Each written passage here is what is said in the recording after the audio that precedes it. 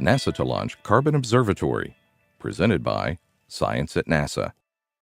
In the lexicon of climate change, one word appears more often than any other: carbon.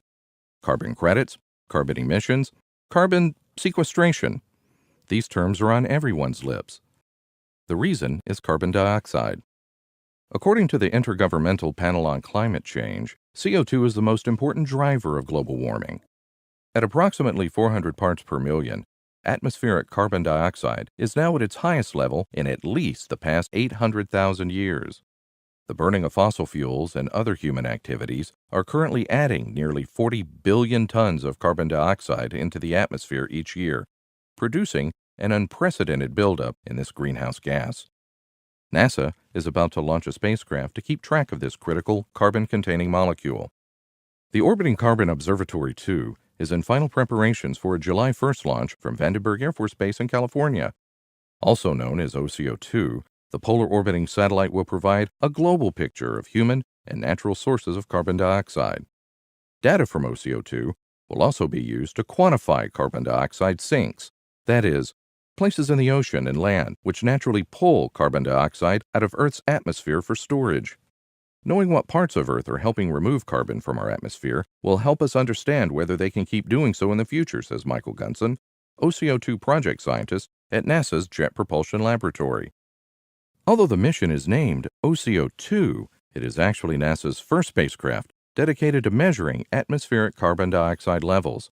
The original OCO spacecraft, launched from Vandenberg more than 5 years ago, never reached orbit because of a separation anomaly in the launch vehicle.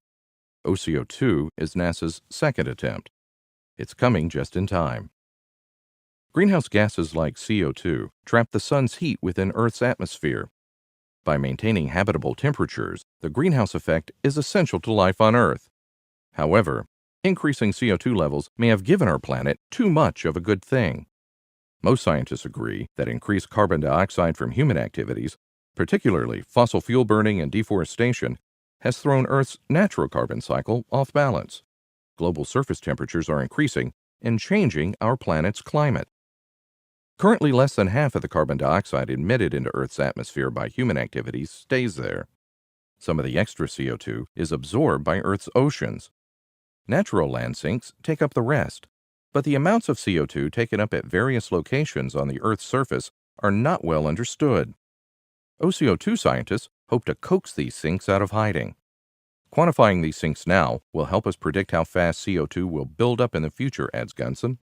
Data from this mission will improve the accuracy of global climate change predictions.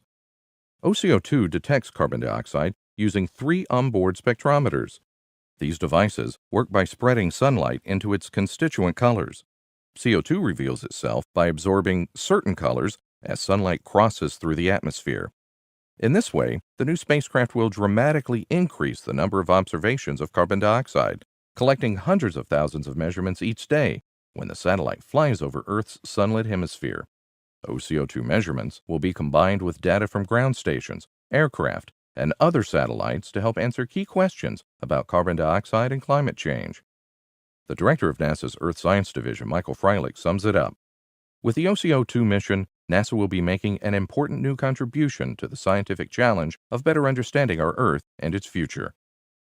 For more news about carbon, on Earth and other worlds, stay tuned to science.nasa.gov.